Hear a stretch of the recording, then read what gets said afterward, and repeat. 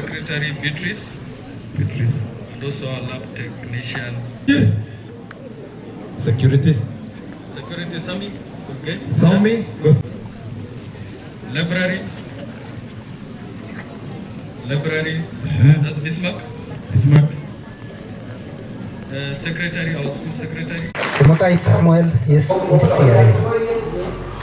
Yeah, I'm going to read as long as Hussein. Na watu wanasoma. Usiku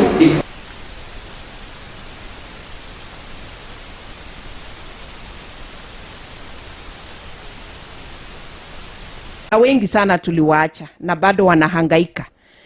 CD, if we can still find other scholarship providers, and especially given that our process is very transparent, it is prudent if any other provider can just pick from the list. We urge all the stakeholders of education, be it the county government, the national government, and all the stakeholders to help children that as we open the school this term, that no child is left behind who wants to pursue his education, but they can access school fees. So I'm here to tell them that as a foundation of Okil, we have money, but the resources are very scarce.